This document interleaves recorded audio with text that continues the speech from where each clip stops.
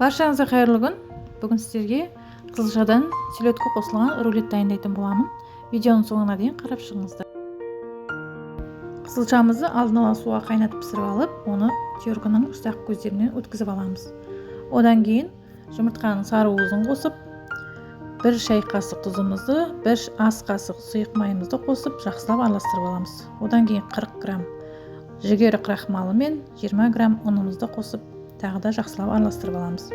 Одан кейін 1 шай қасық сахарный пудра қосамыз. Енді жұмыртқаның ақуызын аппақ болып көтерілгенше миксерлейміз.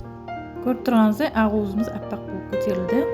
Ақуызымызды қызылшамызға қосып, қызып тұрған духовкада 180 градуста 10-15 минут пісіріп аламыз.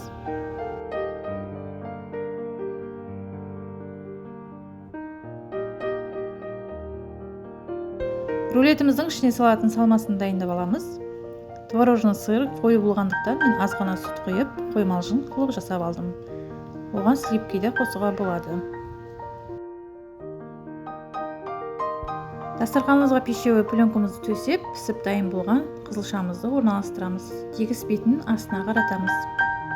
Енді творожный сырымызды жағып, бетіне селедкамызды орналастырып шығамыз. Творожный сырымызды теп-тегіс қылып жағып аламыз. Менде алдын ала дайындап алған осындай селедка. Тегістеп қойып шығатын боламыз. Селедкамызды тегістеп қойып шыққаннан кейін пищевой пленкамен рулет тәрізді қылып, осылай ораймыз. Және пищевой пленкамызге осылай орап, холодильникке 4-5 сағатқа немесе 1 түнге қалдырамыз. Өте дәмді, дайындалу жолы оңай. Үйден дайындап көруге кеңес беремін. Дастарханыңыздың сәнін келтіріп тұратын өте әдемі рулеттер. Үйден дайындап көріңіздер. Видеоның соңына дейін қарағандарыңыз үшін рахмет. Менің каналыма тіркелмеген болсаңыздар, тіркелуді ұмытпаңыздар. Сіздермен бірге болған Саяжан. Ас болсын, жақсыларым.